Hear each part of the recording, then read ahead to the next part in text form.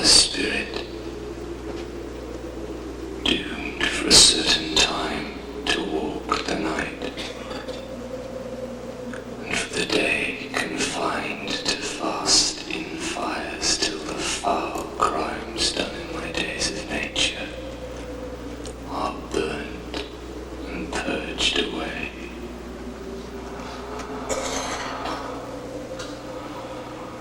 'Tis given out that sleeping in my orchard a serpent stung me, but know thou, noble youth, the serpent that did sting thy father's life now wears his crown. Upon my secure hour thy uncle stole with juice of cursed Hebanon in a vial, and in the porches of my ears did pour the leprous distilment, whose effect holds such an enmity with blood of man that swift as quicksilver it courses through the natural gates and alleys of the body. Thus was I sleeping by a brother's hand of life, of crown, of queen, at once dispatched. If thou hast nature in thee, bear it not. Let not the royal bed of Denmark be a couch for luxury and damned incest.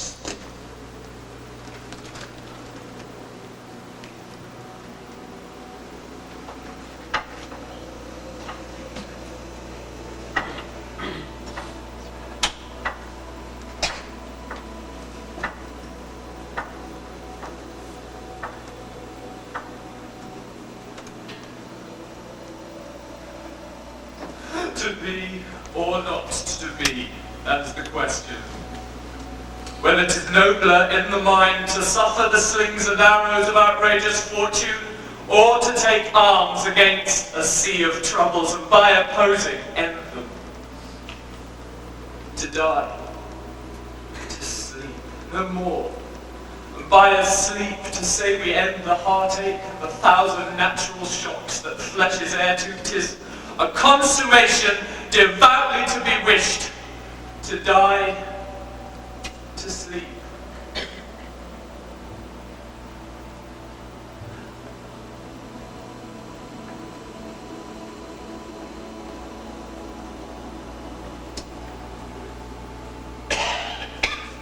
And to sleep, perchance to dream.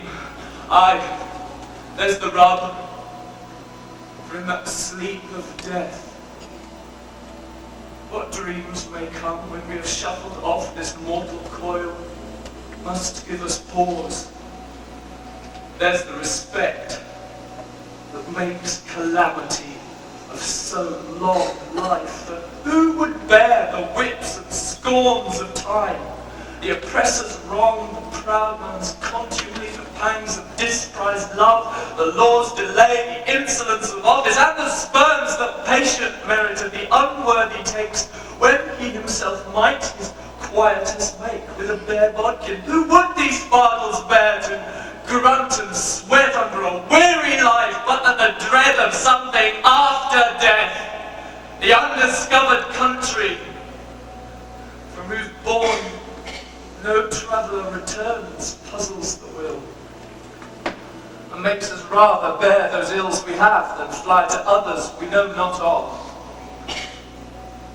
Thus conscience does make cowards of us all. Thus the native hue of resolution is sickly o'er with the pale cast of thought, and enterprises of great pitch and moment with disregard their currents turn awry and lose the name of action.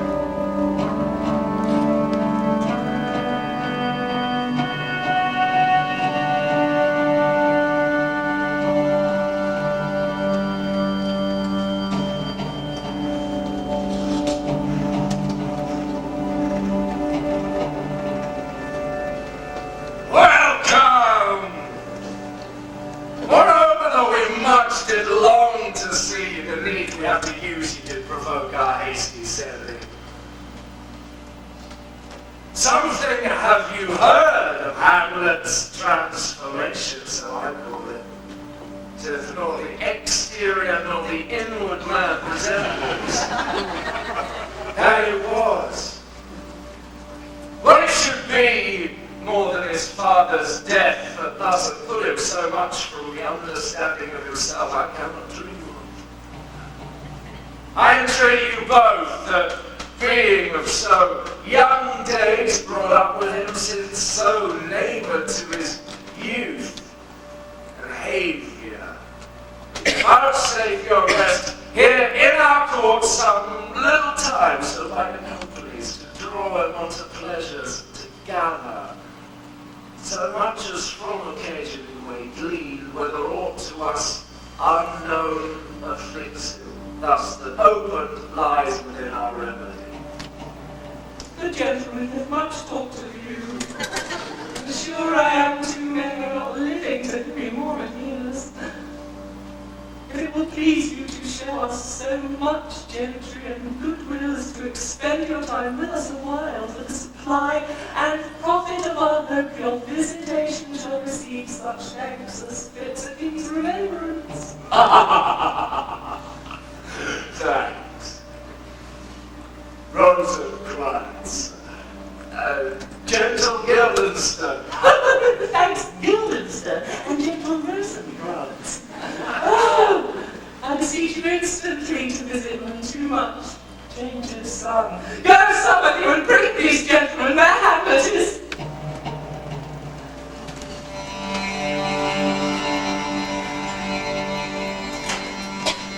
I have heard that guilty creatures sitting at a play have by the very cunning of the scene been struck so to the soul that presently they have proclaimed their malefactions for murder, though it hath no tongue will speak with most miraculous organ. I'll have this player play something like murder of my father before my uncle. I'll observe his looks. I'll tend him to the quick. And if he but blench, I know my course. The spirit that I have seen may be a devil, and the devil hath power to assume a pleasing shape, yea, and perhaps out of my weakness and my melancholy, as he is very potent with such spirits, abuses me to damn me. I'll have grounds more relative than this. The play's the thing wherein I'll catch the conscience of the king.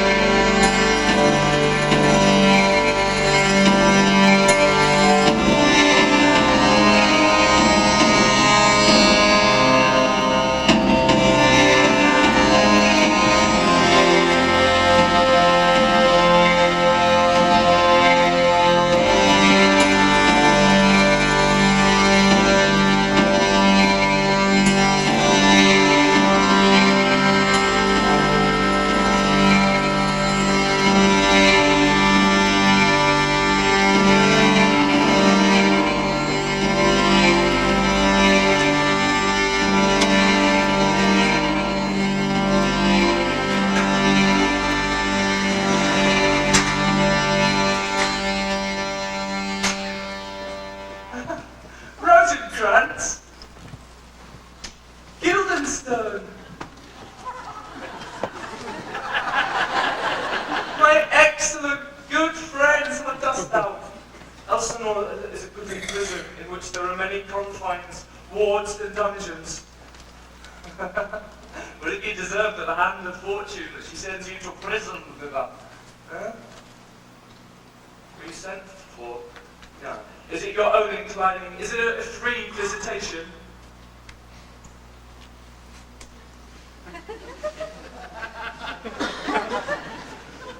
Come. Nay, speak. Anything. What to the purpose? What make you at Elsinore?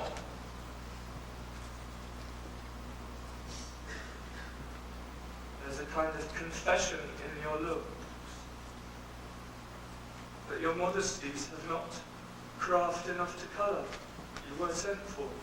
The good king and queen have sent for you. Be even as direct with me, were you sent for or no? You were sent for. I shall tell you why.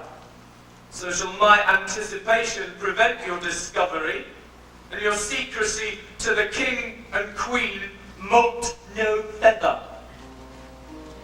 I have of late, but wherefore I know not, lost all my mirth, forgone all custom of exercises, and indeed it goes so heavily with my disposition that this goodly frame, the earth, seems to me like a sterile promontory. This excellent canopy, here, look you, this brave o'erhanging firmament, this majestical roof fretted with golden fire, while it appeareth nothing to me but a foul and pestilent congregation of vapours. What a piece of work is a man! How noble in reason, how infinite in faculties, in form and moving, how express and admirable. In action, how like an angel, in apprehension, how like a god, the beauty of the world, the paragon of animals. And yet to me, what is this quintessence of dust? Man delights not me. No, nor woman neither. Though by your smiling you seem to say so. Why did you laugh when I said man delights not me? You're welcome. Ah, but my uncle father and aunt mother are deceived. I am but mad, northwest. When the wind is southerly, I know a hawk from a handsaw.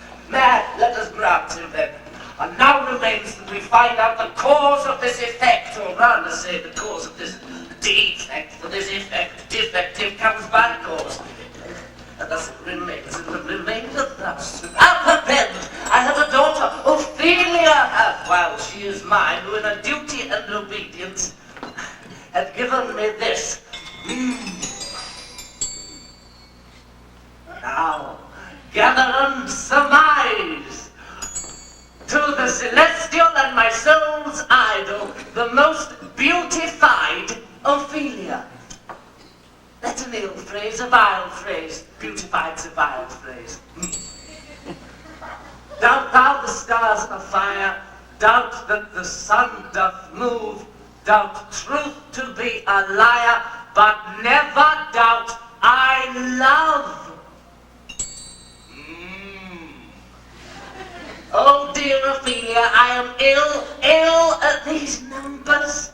I have not art to reckon my groans, but that I love thee best. Oh, most best believe it, adieu, thine evermore most dear lady, whilst this machine is to him.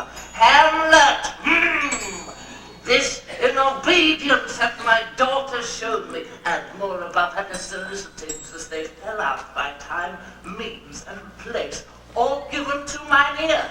What might you think when I see this hot love on the wing, as I perceived it? I must tell you that before my daughter told me. What might you think if I played the desk, or the table book, or given my heart a winking, mute and dumb, or looked upon this love with idle sight? What might you think? No, I went round to work, to my young mistress, thus I did bespeak. Lord Hamlet is a prince out of thy star. This must not be. And then my precepts gave her that she should lock herself from his resort, admit no messengers, receive no tokens, which done she took the fruits of my advice, and he, repulsed, a short tale to make, fell into a sadness, then into a fast, thence to a watch, thence to a weakness, thence to a lightness, and by this declension into the madness wherein now he raves and all we mourn for. And there's been such a time, I would fain know that, when I positively said, 'tis so, and approved otherwise. Take this from this if it be otherwise. If circumstances lead me, I will find where truth is hid, though we're hid within a censer.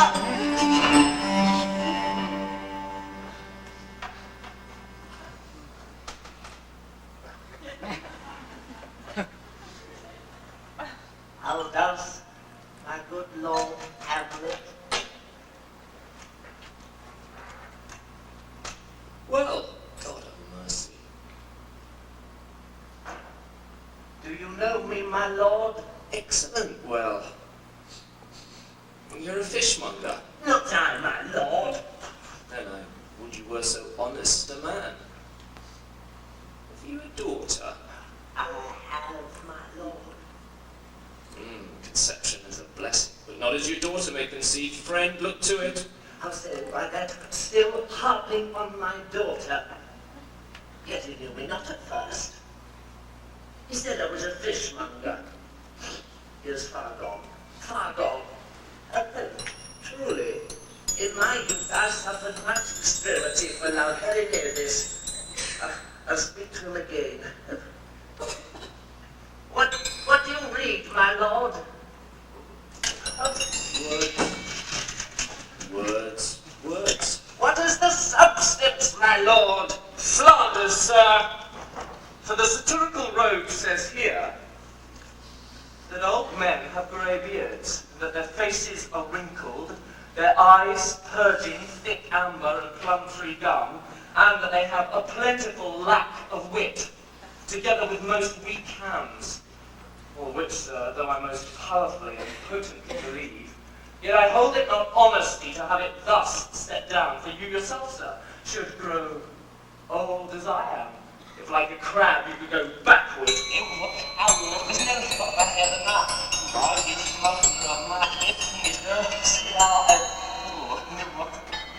Though this be madness, yet there is method in't.